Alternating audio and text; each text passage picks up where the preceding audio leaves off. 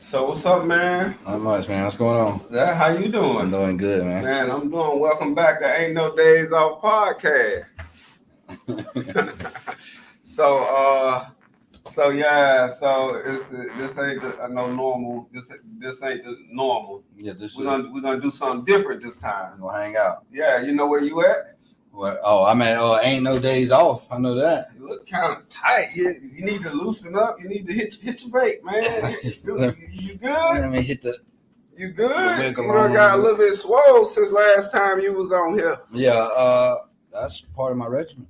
Okay, well, working out. Working out. No, we take care of our mind, body, and soul. Amen to that. So I brought you on here today. I remember in the middle of our last interview, where you said, "Wow, maybe I could come back one day and interview you." Okay. This ain't no script. Like they ain't even like. I mean, they see it. They might think this is a script. So what I want to do, because I've heard a lot of stories, and I really ain't told my own story. So I'm gonna turn it over to me. So I'm gonna turn it over to you. All right. Well, so I'm Trevor, and I'm an addict. This Ain't No Days Off podcast. Ain't no days off. This is his podcast, but I'm gonna interview him today. So, well, how about you just kind of start and tell us a little bit about Lewis? All right. So my name is Lewis. I'm from Charlotte, North Carolina.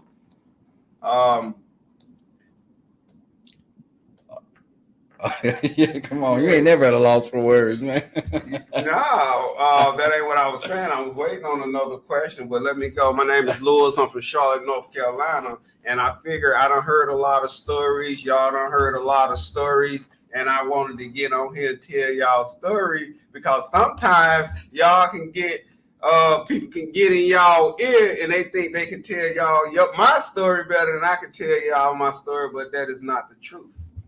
So if you don't mind telling us, like, what was it in your life that caused you kind of to get involved with drugs? You see, he don't know nothing about school or family, growing up. He just want to. We want to get to the sauce, man. Get right to the sauce. We want to get to the sauce.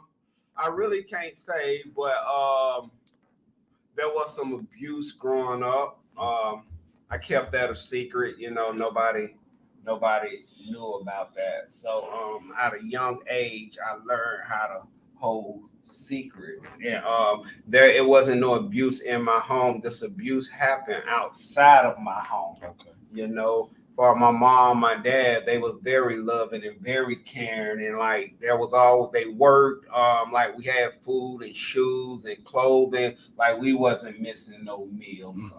I think I was very fortunate to grow up in a household like that, and they're still here today. Amen to that.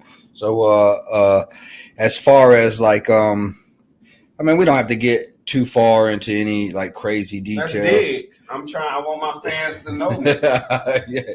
So like the abuse, like, can you tell us a little bit about like how it made you feel and like how you realized like this was a wrong abuse, or just kind of give us a little background on that. Yeah, so as a little boy, you really ain't got no concept of what abuse is, what's wrong, or what's right. You really ain't got no concept of it. So and I knew at the time where I was being sexually abused, I know that I was afraid. Mm-hmm. I was afraid the person was bigger, stronger, and as a little, you afraid. And in my household, like or let's say in my family, like we just didn't talk about a lot. Like we didn't talk. Like I come from a loving and caring household, but like we didn't sit down at the dinner table and have conversations at 5:00 about our day. We just did. Yeah. But there was always love and always care and all this other stuff. But as far as our feelings, I learned at an early age that you just suck that up. Like you just suck it up. You man up. So yeah. So during this time, like I didn't know what the feelings was. As I got older, I realized it was wrong. Absolutely. So I guess so I'm guessing this kind of led to wanting to mask those feelings and so like can you tell me like a little bit about your school life and how you got involved with the street life and the drugs that you were on? Can you give us a little background on that? I can. So going to school, man, I was always promiscuous. Like I always like I wanted to try to get away with as much as I could. Like I think that was my first addiction. See if you can do it and get away with it. Absolutely. And all my life, cause I was born with a speech impediment. A lot of people don't know that. I was born with a speech impediment. Like I used to stutter real bad. I knew I was different. Mm-hmm. Like that's how I really stuttered when I was born. And a lot of people don't know that side. A lot of people don't know that side. But my close family, that's the only people that know. I used to suck two fingers, man. Mm-hmm. Like and yeah. Yeah.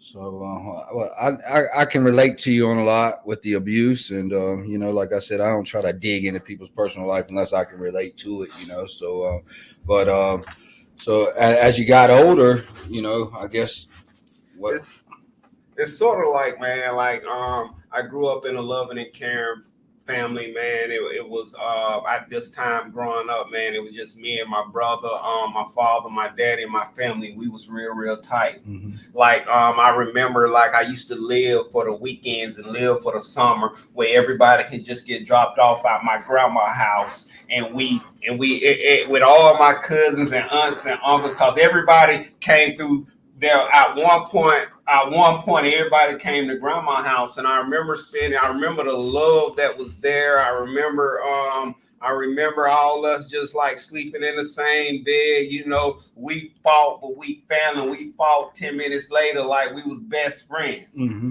And I come from that family like me and you brothers, like me and you might can fight, but if you on the outside, we gonna tear you, like we gonna whoop you. That's right. Like and I remember we was like that tight, and as we got older and time passed, like everybody went on to have their own family, have kids, and we separated. And it's like now the only time that we all can come together is at a funeral. Okay. And I remember my first time drinking. I had an aunt, may she rest in peace.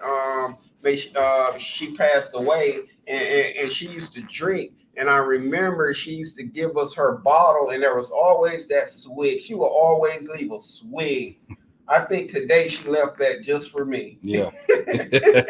She will always leave that swig, and she'll tell me to go throw it away, and I always did that swig. Absolutely. I always did that swig. Absolutely. And so yeah, so as far as school, man, like I had a lot of friends. I'm not gonna say I was popular, but I made friends because I acted out a lot. Okay. I didn't make friends by how smart I was or how much money I had. I made friends because I was attention seeking. Absolutely. You know, I would like walk out of class. I would like disrespect the teacher. I would like do something that everybody else was scared to do. But I was scared myself because my mama and my father were disciplinarians. So yeah. So when did you realize like there was an issue or there was a problem like that you know you were gonna that you didn't just use on the weekends, or you just did, like, when did you realize like this was becoming this thing that you weren't able to control? So I remember hitting my first joint. Mm-hmm. I was in 7th grade. I remember it was me and my cousin. I was staying in Hidden Valley in Charlotte, North Carolina, and me and my cousin, we walked up the street. And I remember we had some weed and we smoked, and I remember we had the bus stop. And at the time, the effects that weed had on me, it made me hungry, sleepy, and tired. Like that's what it did. Like I'll smoke, I'll be tripping, like we'll roast anybody, and then I'll get real hungry, then I'll get real sleepy. And I didn't like that with it being a downer like that. I really didn't like that because I'm lively, but I didn't stop smoking weed because My parents didn't know. Didn't nobody know but me and my cousin. I was getting away with it. I told you, I think my first drug was I was promiscuous. I wanted to get away with stuff. So like I kept on smoking and I remember in 8th grade I got caught with some marijuana in school. Okay. And I got kicked out of school and I went to an alternative school. You been there? You went to alternative school? I had to dress up, wear the tie and all that. Exactly. So for those of for people don't know what alternative school is, like it's where like they took every bad person that got kicked out of public schools and CMS, Charlotte Mecklenburg schools, and put them up under one building. And at the time, this place was on Batesford Road, like we was in the back of the hood, like for real, like no cap. That's where the school was, like in the back of the hood on the Batesford Road. We called it Street Academy. So like they put all us there, and me and all, like all my cousins, like we was there, like it was like a family reunion, right? So when they did that, that's where as an 8th grader, I was exposed. I was exposed to more in that school period than I had been exposed to in my entire life. Absolutely. I was exposed to gambling, drugs, fighting, cursing, stealing cars. Like I was exposed to so much because you got to think, you got 200 kids from all over Charlotte with different reasons why they there. And and as a kid I grew up in the church. Absolutely. My families are ministers and pastors. Like we went to church Sundays, we went to Monday missionary, Tuesday Bible study, Wednesday revival, Friday the building fund. Like that's how we went to church. And so when I got exposed to all this drama, it was like a sponge. I was like, ooh. I can relate to that, especially like I was addicted to the chaos.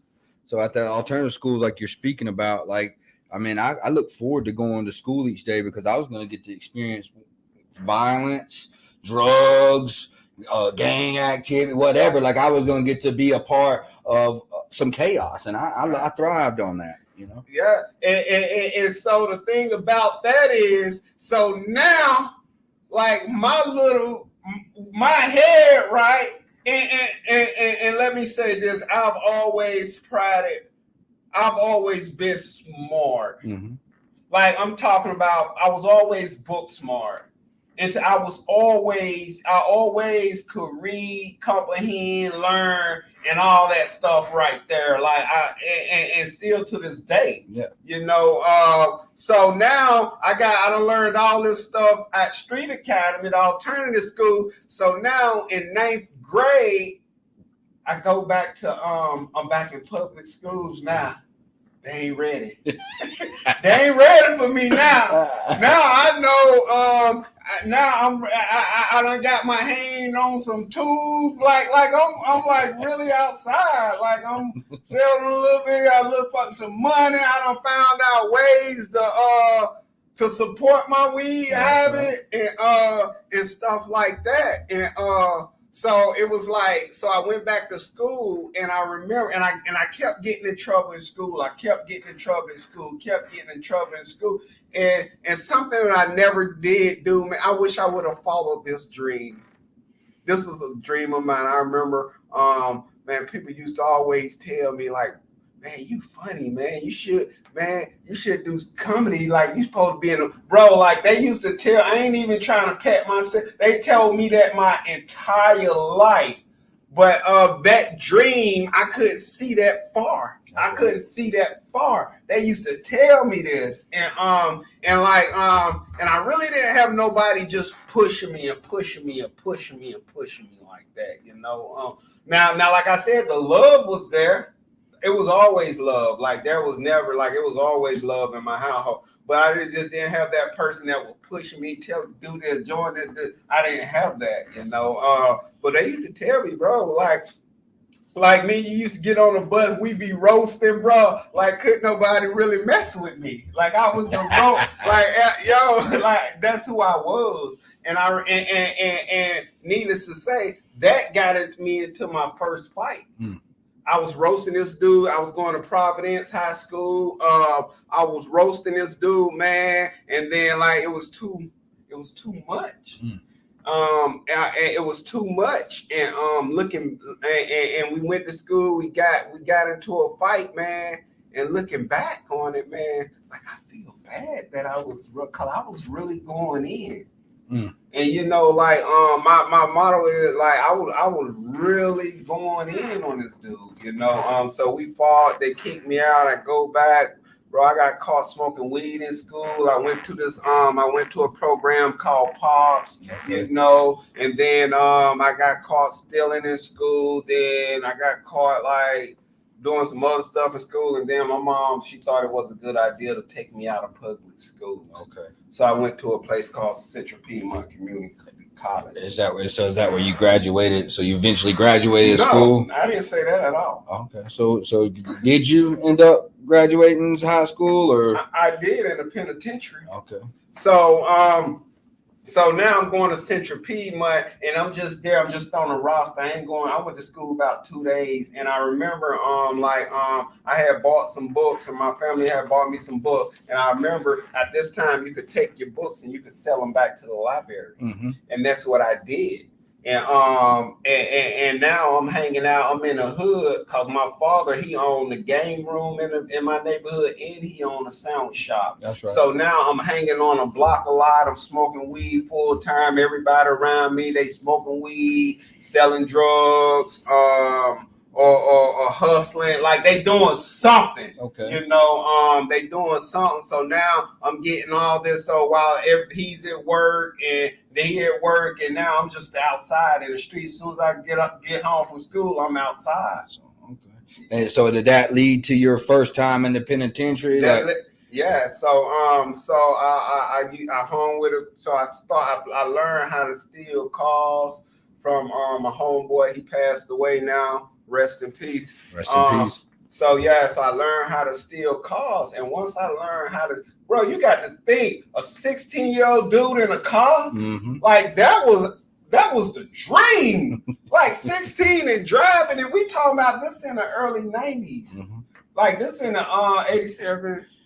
Just joyriding around Charlotte. Just joyriding around Charlotte, the whole side of the ignition gone.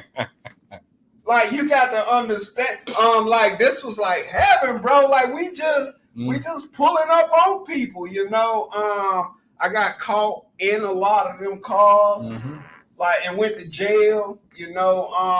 And I didn't deal with and I didn't have the family. Like my family, like I said, they were disciplinarians. Like every time I went to jail, I wasn't out. They didn't come to get me out on bond. That's not my story. Okay, so that's what I was going to ask. Was there consequences? There was consequence. I sat down there and I sat. They made me sit till I went to court. But the thing is, they always accepted my call, and it was always in the courtroom when I went to court. That's right.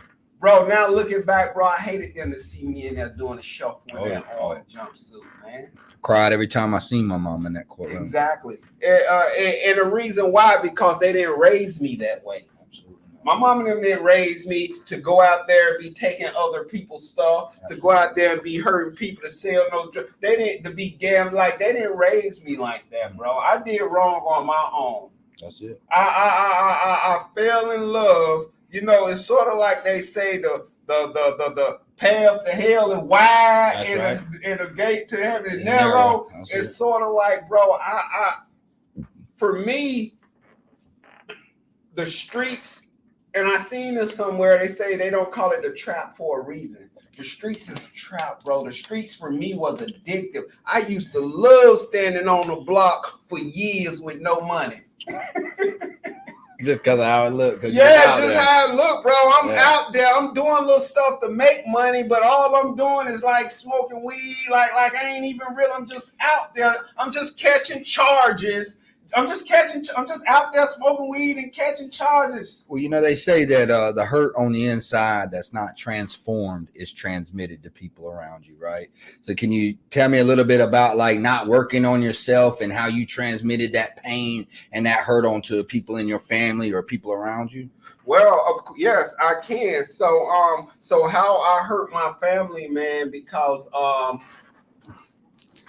they didn't raise me like that, bro. They didn't raise me to be out there doing that stuff, bro. And they say hurt people. That's right. And like I said, I learned how to keep a secret out of as a little boy. I was being abused as a little boy. Didn't nobody know. Mm-hmm. So I was already keeping and as I got older, man, the only time that I didn't feel like I was the victim is when I was smoking weed and hanging out on a block and stealing cars, when I was acting out on behaviors. That's the only time I didn't feel like I was a victim. Yes. And a whole lot of times as a man with kids, it ain't easy to come up here and tell. It ain't easy for me knowing that people is gonna see this and for you to tell you, yeah, I was abused as a child. Yeah, but I believe that you sharing this is going to give somebody else the hope to be honest. Just like when I share mine, man, it doesn't have any power over you anymore. Yeah, it's hard to say. It might be hard to talk about, but once you've surrendered to it, once you've given it to God, you kind of get a sense of freedom from it, man. And if you can help somebody else with the pain that you have been through, then that's what we're here for. I believe that's what God wants us to do. So big ups to you for sharing that. And I can respect that because I'm not scared. Bro. I used to fear what people thought about me. Absolutely. I used to be so scared on how people gonna feel of me because I've always my entire life looked to other people for validation. Absolutely. And when I didn't get that validation, guess what? I would act out and keep acting out and it wasn't positive. I was looking for that negative validation. That's it. Yeah, he cool. Yeah, he been in jail. I didn't have no that was, and you know why I looked for that validation? Because of my low self-esteem. Absolutely. That's what happens when you don't address issues, they begin addressing you. That's right. And that's what happened, looking for this validation, and I didn't get it. Like I didn't get it at home. I wasn't getting it at church, but the people on the streets, they gave it to me. I felt a part of for the first time in my life. I felt wanted, actually. I felt wanted. So when you get to, you talk about the penitentiary, you get to the penitentiary, and I know for me, when I got there, it was like, boy, they were right, like all those times, all my life, like they said that I was going to end up here. Like they were right. Did you have any self-reflection while sitting in prison? Like, for me, I wanted to change. When I got out, I wanted to do something different. Did you feel like when you got out of that penitentiary that you were going to take a step to the right direction? And did you? Every time I got in trouble, in my heart, I was like, I'm not doing this no more. When I would go to jail and be like, them ain't my friends. When I get out, I'm going to do something different. That's what I told myself, and I really meant it. But like I said, the streets are an addiction. I couldn't leave the streets alone. I really meant it at the time. When I was sitting in that jail, reading that Bible from front to back, asking God, begging God, like, please, Lord, please. Yeah. I promise I'm going to do the right thing. Yes. And reading that Bible and going down there in the pod and having Bible study with the fellas and reading the Bible. They call church, I'm there, Bible study, I'm there. That's right. At the time, I really meant it. Talking to my people, yeah, I'm done. I ain't doing that no more. At the time, I really meant it. I'm not laughing at you. I completely relate in every aspect. At the time, I really meant that in my heart, man. Like for real. Like I could have took a lie detector test when I was in jail that said, like, you're gonna leave them you're gonna leave them friends alone, you're gonna go to church, you're gonna get a job. Like, I could have took a lie detector test and passed. Absolutely. That's how serious I was. And then I go to the penitentiary. And what happened in the penitentiary is that I still ain't addressed nothing. I still ain't done no work on me. So for what I do when I get there, I found out where the weed at. I found out where the pills at. I found out who got the gambling game. I want to gamble. I found that crowd right there. I didn't find a crowd that had them that was trying to get rehabilitated and that was taking. No, I found that crowd. I found the crowd, like, I found the street side of the penitentiary. Absolutely. As soon as I got there, same thing. I swore in county I was going to do it different. But then when I hit the prison yard, the first thing I looked for was drugs. And it didn't take long to find them. I guess my next question would be like, so I know you got out of the penitentiary. What do you think drawn you back? I know you say you was addicted to the street life. I was as well. But what do you think actually drew you back into that vicious cycle once again? That's a good question. I didn't do no work in the penitentiary. From the time I got dressed out in the penitentiary, I was headed back. I believe I was headed back to the penitentiary. Absolutely. From the time I was in the penitentiary, every day I was in the penitentiary, I believe I was headed back again. And that's why they talks about them statistics. I never broke that cycle in the penitentiary. I was always like getting caught doing something with dirty urines or gambling or too much contraband. And this is in the penitentiary. So when I get out and I ain't done no work, I ain't went to no school, I ain't talked about. Yep. I went right back. The first place I went, I remember the first place I went when I got was to the block. So everybody could tell me, hey, and how you doing? And we glad to see you. I told you I've always looked for that validation. Absolutely. I thought that being in prison, and it did, gives me that street validation. And when I got, he stood 10 toes, he didn't tell on nobody, he did.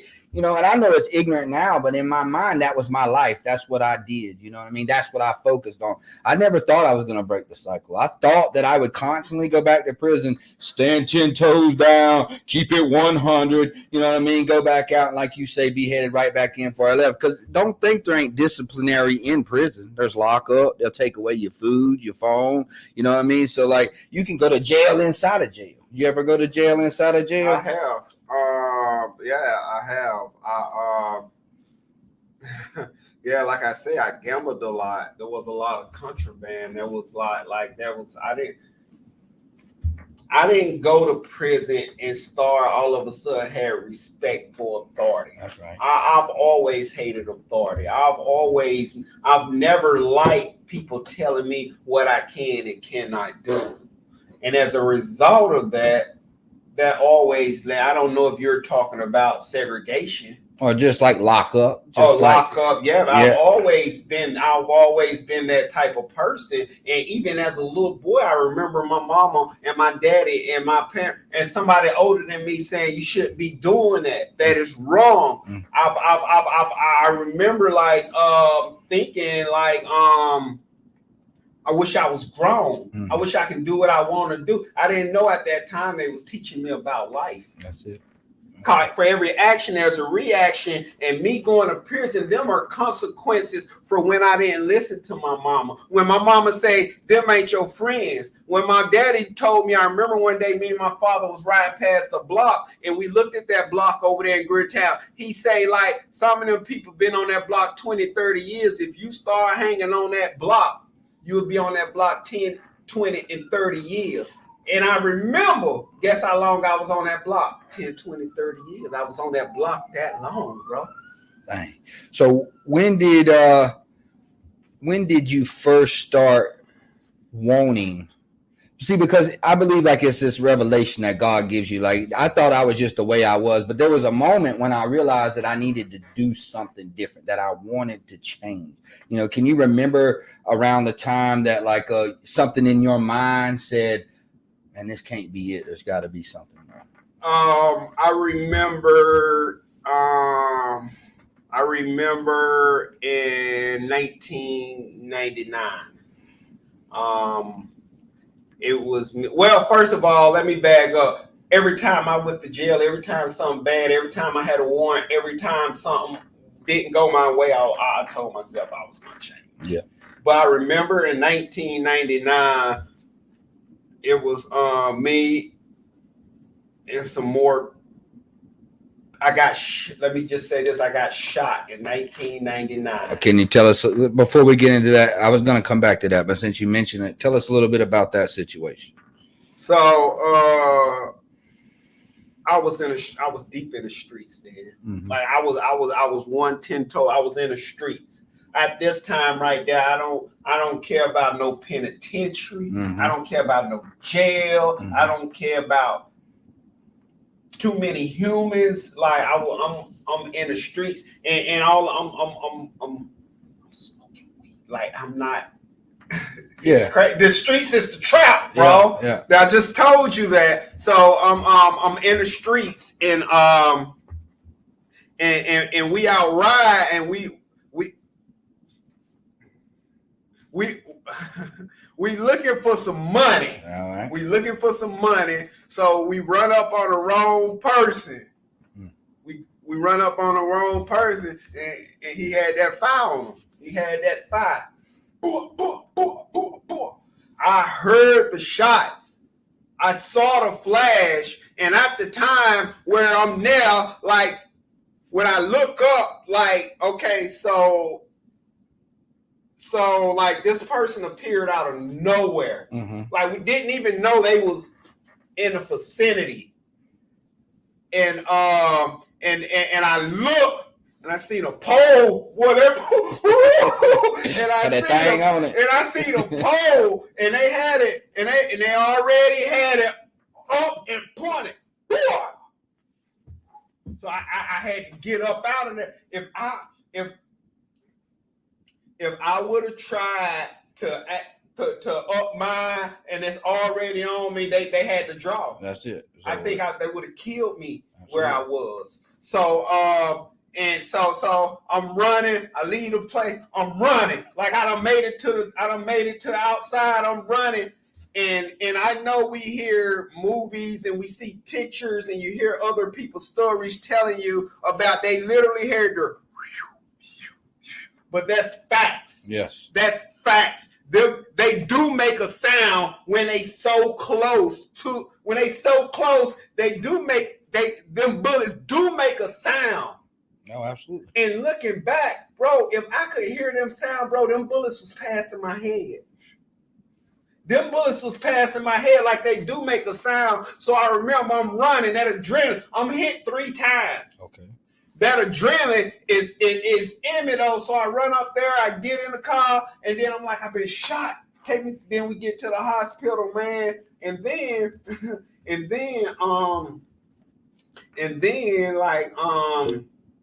years later, I'm in prison and I got to go to medical for something, and they got to send off for my records from when I had surgery. Because I had them bullets was in me. And I remember me going back up there, and I remember that lady said, "Oh, there go the angel." I like, "What do you mean?" She said, "Bro, they had to resuscitate me twice. I died twice." Laying on the table. Yeah.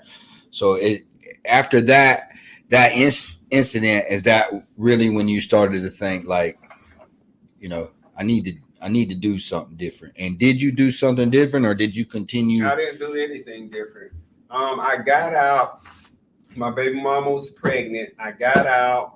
I had.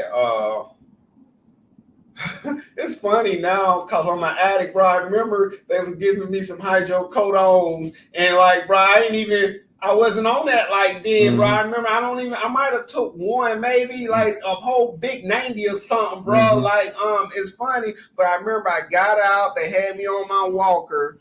and I was staying with my baby mama. She was pregnant. My plan was in my mind, like now I think this is God's way of sitting me down, trying to tell me, so get out, be a father, bro. As soon as I was able enough to walk a little bit, I was back in the street, bro. I was back in the streets, bro, and I still had staples in me, and it still hurt when I walked.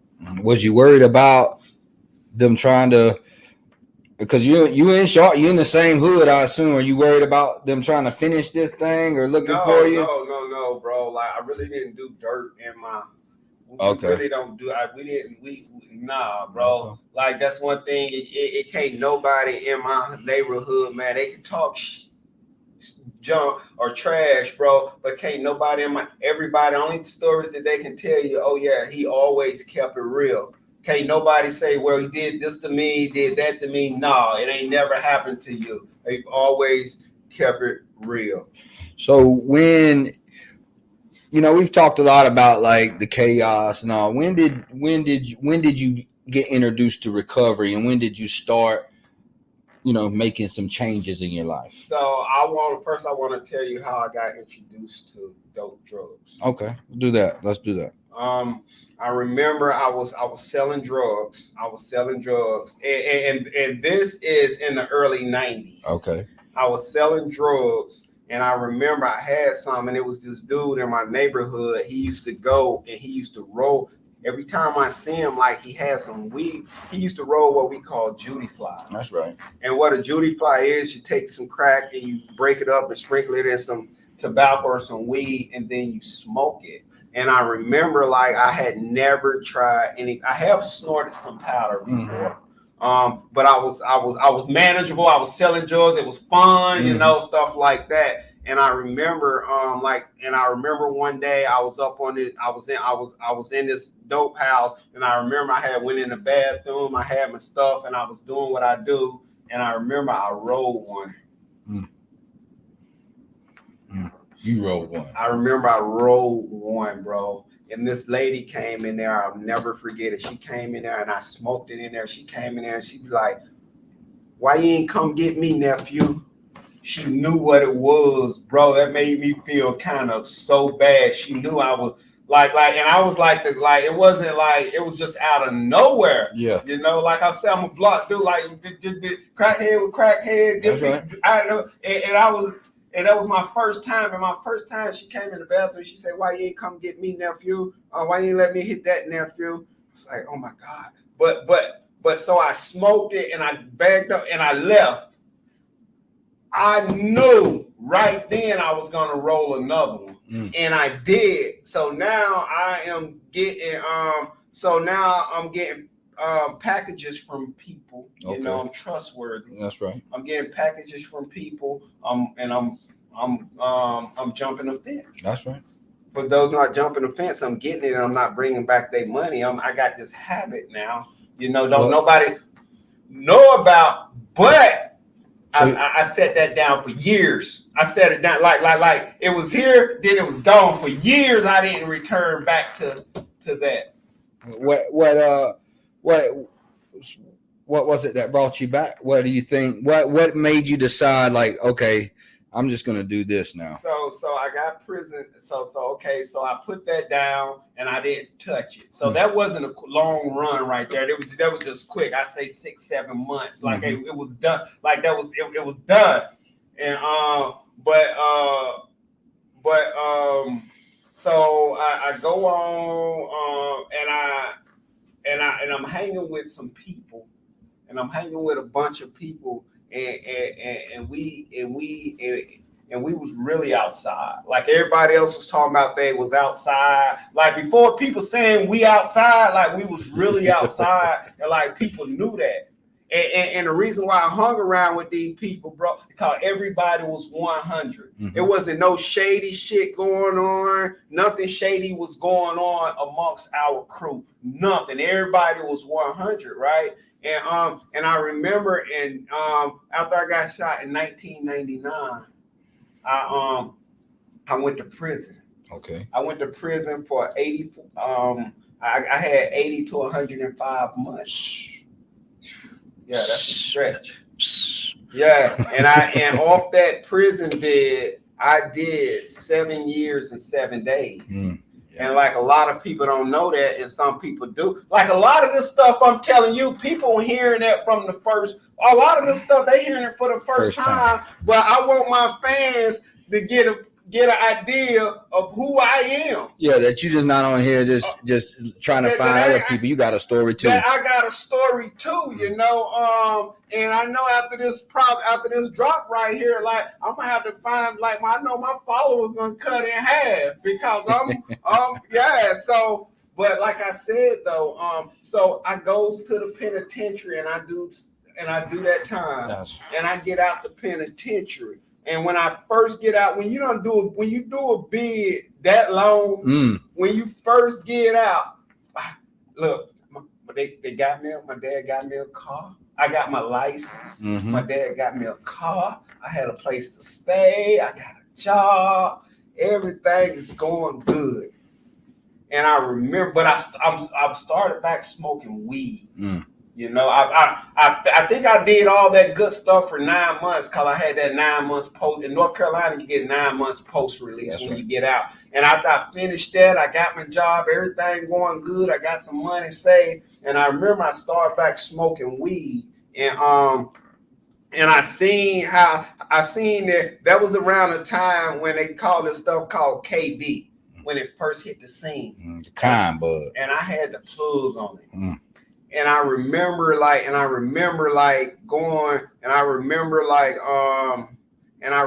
started selling weed. I'm in that trap, and business is booming. Every time I go back, it gets bigger and bigger. And I remember one day I'm on my way home, and I remember something, bro. I don't know where this thought came from. You say, go get you some dope and some cigars and go for it. Like, you're a made man now. You got some stuff. And I remember I went and I bought me a piece of dope. And I remember I went and I got me a cigar. And I remember I smoked it for the first time, bro. Yeah. It felt so good. So that voice you heard, what I've heard it.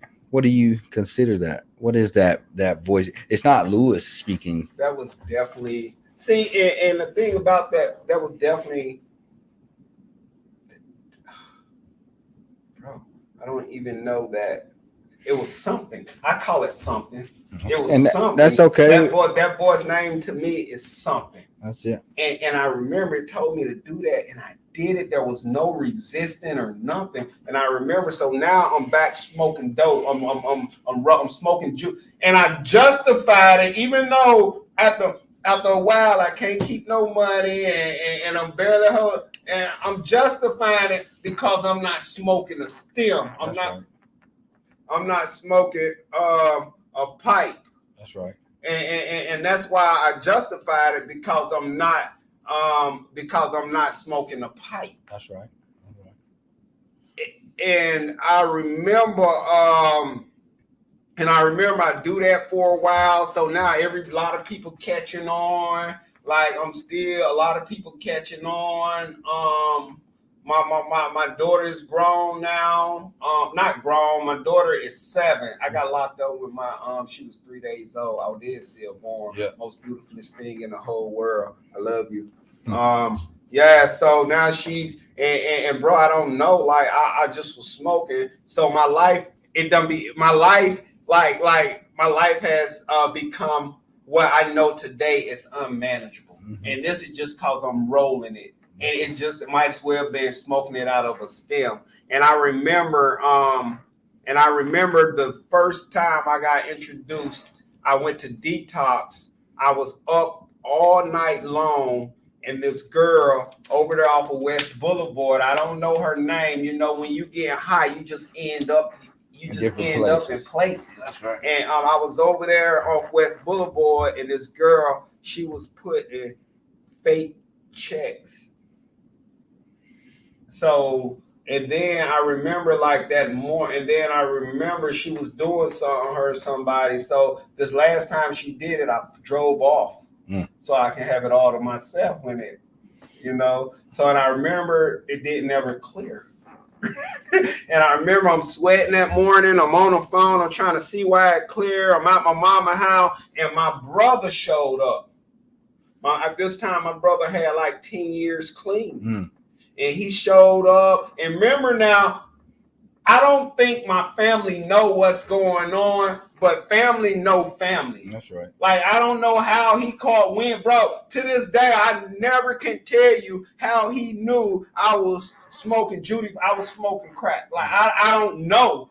But I know he showed up along with 5 or 6 more people and told me to leave my car keys, and I was going to detox. So I left my car keys and I went to detox. Then detox, when I get out, they had signed my car over to my baby mama. So and it's crazy because I didn't have no type. I wasn't mad or anything, but now it's kind of hard because now I'm on foot. So once you enter this first detox, right? Did anything change, or just now that you done had a taste of it, like you gone now? No, I got there and I remember going in there. I never been to a place like I've been in prison. So it put me kind of in their mind, got to check in and all that. And I remember the first thing that happened was I got on the telephone. I called my mom and some old people. They brought me some pillows, some covers, some blankets. I was like, oh, this ain't too bad. But I was in there like, I'm not like y'all. I got a place to live. I got clothes. I'm not that. My first detox, that was my thinking. Like, I'm not like y'all. Cause they was in there smelling bad and all that. I was like, yeah, that ain't me. Right. So off gate, you've already separated yourself from what you probably know to be true, but at this moment, because you have all these things in your life that are important to you, you know, a house, this car, you know, you can still say, well, I don't have a problem. Yeah, this car, I thought they had not gave. I didn't know they was giving. I thought I still had a car when I get out. So yeah, so I'm not. Yeah, so I separated myself. Like, I ain't homeless. I don't stink. I ain't got dirty clothes. I separated, and this was in my first detox. And I made sure I say first detox. So I leave there. And I go right back to the block. That nothing changed. So my life over the next years was a series of jails, rehabs, detoxes, and mental health. How many, if we were to give a number, just for people who need to hear, like, how many do you think you did in that period of time? How many detoxes? I did. I done been to jail probably 20 times, and rehabs. Detoxes, I done been a detox probably 15 times. So this thing don't care. This disease don't care. Addiction don't care. But truthfully, a lot of the times when I first went to detox, it was to get me some rest and to get me some food. It wasn't to get clean. Like, that was never my purpose. I always took my paraphernalia and I stashed it. So yeah, so I'm smoking Judy flies, and that took me to 2-3 detoxes right there. Had me homeless and stuff like that. It's getting bad. So I remember I was sitting in a hotel room. It was me, this Jewish guy, this Latino. It was 5 of us, and I remember I was on the bed, and I was on the bed and I was smoking. I was rolling my Judy flies, and they was hitting a stem. I had never hit a stem. I had never hit a stem. And I remember they looked and they told me that I was wasting it.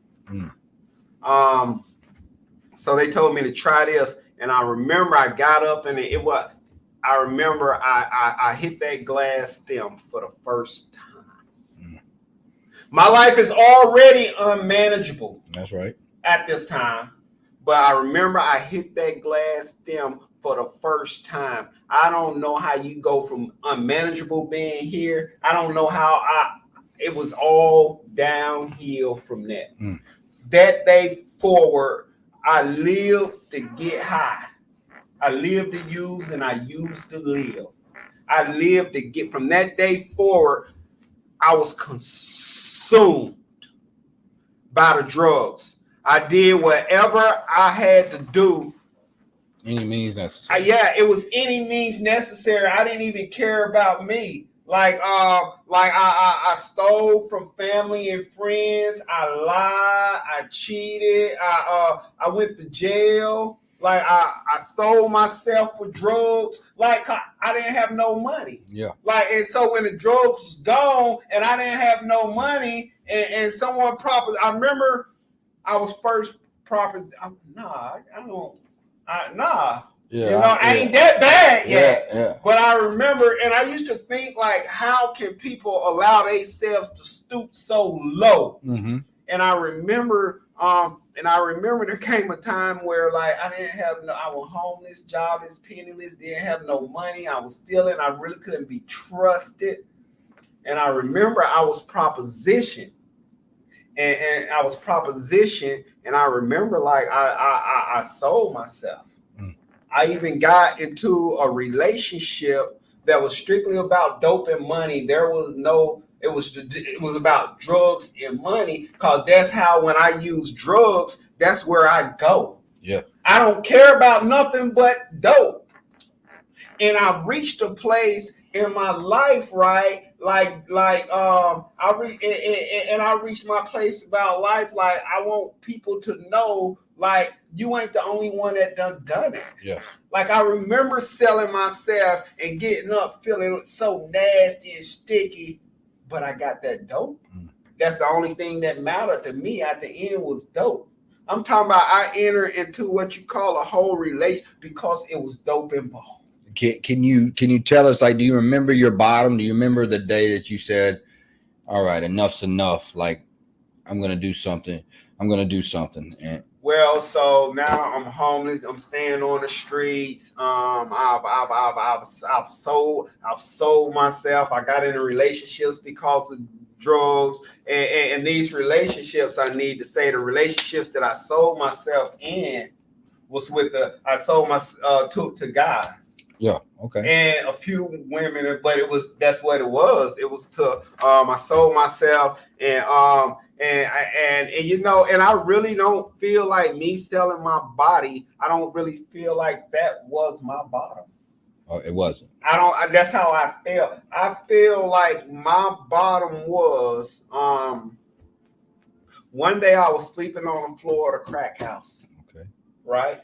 And let me tell you something. As an addict, see, I'm what you there out in the streets where they don't refer to me us as addicts. They refer us as junkies and crackheads. So let me be in the streets for a second, okay? So as a crackhead, I would mess anything up. Anything good, I would mess up. The person that bought me was, and I hate to say I'm a material, I'm a shirt. The guy that bought me was a millionaire. Okay. Right. And I need to, and the reason why I'm telling this story in front of the world, because you really got people. I done heard this story come from too many people that ate off of us. Mm-hmm. Too many people I used to pull up and be like, let me buy your whole package. Too many people I done gave rides and we done rented cars, because this is a real live millionaire married with a wife and a family over in the South Park area. Right? I bring him to the hood and we put everybody on, we wasn't discriminating. Mm-hmm. So, and a lot of people know about that relationship. So, and I've heard it come back to me so many times. I heard this and I heard that. So I want to say publicly, it's true. It's true. I don't know what they told y'all, but what I just said is true. I did that. Yeah.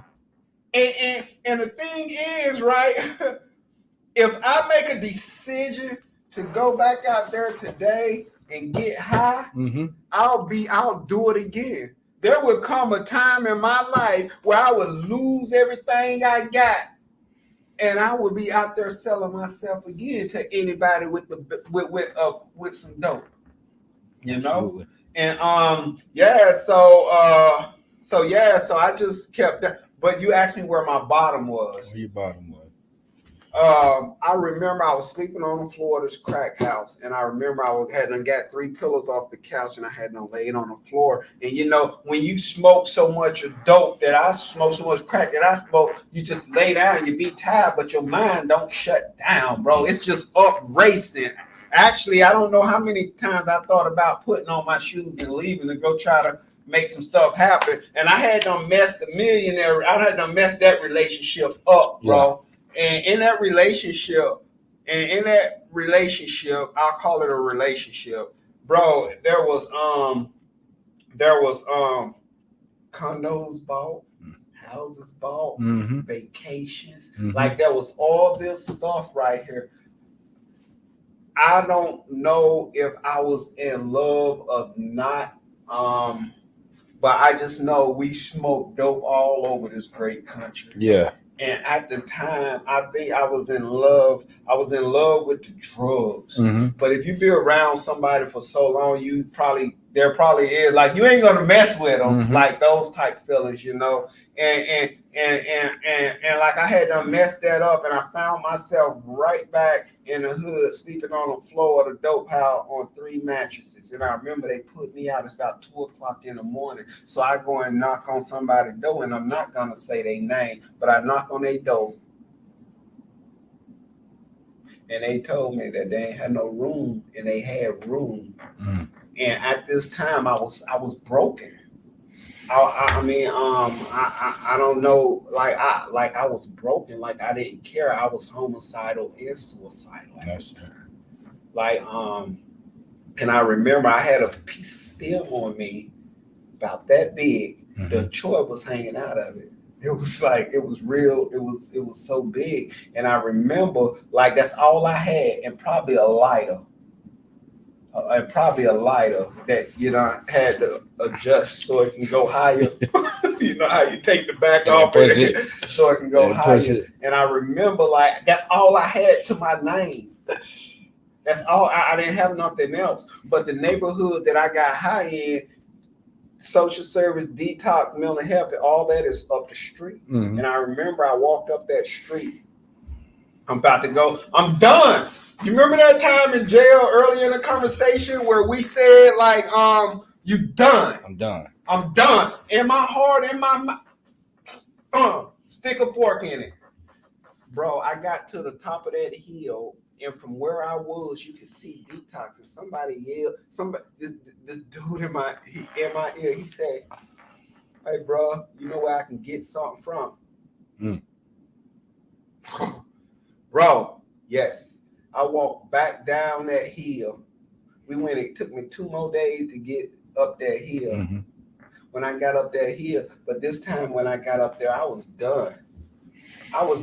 You know, you remember when I was telling you about the people I couldn't identify with my first time in detox, right. How they was all dirty and nasty and stinking, had underweight, like, how you allow yourself to get like that. When I got back this time right here, I could identify. I hadn't bathed. I was nasty. I was dirty. I had done stole, lied. I had done cheated. I had done sold myself to men, women. Like I could identify with everything. But I remember during my times going to detox, and I remember them saying like, I remember them telling me that just because you haven't done this, they told me that's called the yet, you're eligible too. They was like, it's on the menu, but I couldn't identify with that. But when I got back, I was broken. I was broken. You know, I didn't have no bond with my kid. I didn't have no bond with my family. I didn't have bond with the friend. The only friends, so-called friends I had was out there in addiction, was in the streets. They was either smoking or selling dope. Like I didn't have, that's where my mind go. And the times where I wanted to kill myself, I was thinking, didn't nobody love me because I'm self-centered when I'm high. When I'm in addiction, it's me, me, me, me, me. So you go to this detox. I assume you get clean this time, right? Okay. Did you stay clean? How long were you clean? So I go to this detox and I stay clean for 3-4 years. And during this 3 or 4 years, I mean, your life gets better. I go to this detox. I stay clean for a few years, and then I remember I went to a place in Hickory called North Carolina. I went to a place in Hickory, North Carolina. I went to a place in Hickory, North Carolina, and I was in this program. I still got behaviors. Mhm. I can't get rid of. I'm clean, but I got behaviors. Yep. I still want to be in the streets too, so I get there. I still don't like authority, so I get there and I get kicked out. They sent me to the shelter up there on Lenore Ryan in Hickory, North Carolina. They sent me to the shelter. I got kicked out the shelter. I don't like authority. That's right. I still didn't use, so I finally get back to Charlotte, North Carolina, and I start selling drugs. It was like your gateway back. It was. I started selling drugs. Like I remember, I ain't getting high. I started selling. And I remember, and then after a while, I started back smoking weed. Just gonna do this one. I started back smoking weed, and then I remember one day I had done went and picked up, and I had doing my thing, and I remember something told me. Remember that voice? Something. I'm saying this. It's something. Something told me, go get you. I already got this. Go get you a cigar. Scared me to death. I'm talking about, bro. I was so scared. Like I automatically, when that voice told me that, I went all the way. You know they say play the tape all the way through. When that voice said, "Go get you a cigar," talking about for me to roll another Judy Fly, I already played the tape, bro. I already was back in jail. Already was dirty and stinking and nasty. Already was selling myself again to whoever would buy me. Like I played that tape all the way through. I didn't go that far this time, but I remembered that as soon as that thing said, "Go get a cigar and roll one," because I was like, I was on. I'm talking about I was about 30,000 strong. Yeah. Like for real. Like I was on. And I remember in act of addiction, I used to think like if I just had enough money. That's right. And someone told me at that time, you do got enough money now. You ain't never had that much money in act of it. And I remember that night. I also had, I remember that night I told myself, yo, I didn't go do that. But I did run out. And then I remember telling myself, this is the last package. This the last, I'm not reeing up, I'm not doing nothing. This is the last package. And then that was the last package. I came to Myrtle Beach on vacation. 3 days later, I moved down here. You've been here ever since. I've been here ever since. Okay. I don't know where I would have been if I would have went and picked up that last time though. And a lot of people don't know that part of the story, because a lot of people think like when I got, like the day I got to North Carolina, like I was just coming. No, when I came down here, I had a 1990 Bonneville with a TV screen. I was $25,000-$30,000. Like I was doing really. I wasn't. I thought I was doing better than I was. Yeah, I was doing better than I was. So when you got here and you get where you're going, you get to doing what you're doing. So how did that go? Like what got you involved? What kept you on the road? Like where are you at today? Like how many years clean you got now? Today I got 7 years and 10 months. Woo, it's a long time. So that's what I'm saying. You get here and you do. Yeah, I got 7 years and 10 months. So how did we get there from moving to the beach? How did you get to 7 years and 10 months? Tell me a little bit about what you did. So the pain, a lot happened. Okay, so a lot happened in active addiction. A lot happened in active. I mean, not a lot of. Drugs don't kill you, the lifestyle will. So I'm even gonna talk about the part where I wasn't smoking but selling drugs. I'm gonna call that act of addiction too. Okay. Because I was addicted to. Yeah. So a lot. I had done got robbed. I had done got punched in the face. Like a lot had done. So my mind, prior to me doing that, I was telling myself I was gonna be done every time. But that money is addictive, bro. Like I couldn't stop. More. I couldn't stop, bro. Because for the first time in my life, I was on the side where I could take trips, buy what I want, do what bro, and I couldn't, but I did. And I remember the pain got great enough. So when I moved to Myrtle Beach, man, the first thing that I wanted to do, because I always knew about a program, a fellowship that worked. Right. My brother was in that fellowship. My aunts and uncles was in that fellowship. I got friends and members of the community that was in that fellowship. So I already knew about that. I already knew there was. So the first thing I did when I moved down here is I got connected. I got connected.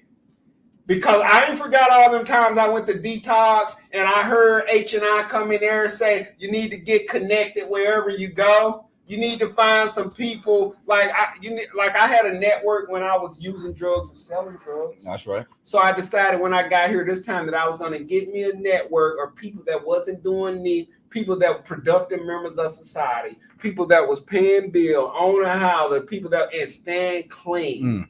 And I got me a network of those people, and I started going to this recovery, and things just started happening, man. Like I owned my first place, a couple places in Myrtle Beach. I actually stayed at a job long enough with benefits and where I was able to get file taxes in, like things. I've just graduated college. I graduated college, man. I was I worked in the kitchen, man. I've worked in the. Bro, I told you I done all this jail time and prison time. I worked in a jailhouse. Like I had the keys to the jail. Somebody gave me a shot to be a part of their team. I'm forever grateful for that. I could get in any door, with my, I didn't have no just go on. I wasn't on campus. I was actually in a cell with people talking to them about this new way of life, man. I've worked in a hospital. I've worked in a community, man. Nothing brings me more joy than somebody reaching out to me and telling me, I'm lost and I don't know what to do. And man, that's 7 years, 10 months is a long time, man. Like I said, and I love you, brother, man. You've helped me a lot. Like you inspire a bunch of people, and I'm proud of you. And what's your next journey looking like? You want to talk about what you got coming up in the future, or? So my next journey, man, what I want to do, man, I definitely want. I want to do my podcast. I want to do my podcast, and for those of you who don't know, I will be leaving Myrtle Beach at the end of this month. Y'all have given me a new way of life. I've came up here and y'all have showed me how to be a productive member of society. Y'all have told me how to be a friend, how to treat people in relationships. Y'all have just showed me a lot, and I'll be leaving the end of this month. And what I want to tell y'all is I love all of y'all. I love all of y'all. Thanks to everybody. Everybody has played a part of where my journey is about to go. I'm gonna still be doing my podcast. That's what I really want to do, man. And I really believe everybody that's ever been on my podcast is famous to me. For real. Everybody that has ever been on my podcast, thank you. Everybody that has shared anything, thank you. Everybody that has liked, subscribed to my YouTube, thank you, man. That really means a lot. But I really want to take this to the next level. And I love y'all and thank you. Yeah, man. This was powerful, man. That was it was wonderful. It was great. I really appreciate you letting me do this. I asked and you let me do it. Yeah, I love you. I love you too. Love you, brother. Plug it out. Love you. Love you, brother. All right, thanks for tuning in. I ain't no days off, and that's my story. And can't nobody tell my story like me. That's right. Right. And if anybody detect any lies that think they know me, then write me and I'll come back. And if I think it's the truth, I'll come back and do a sequel.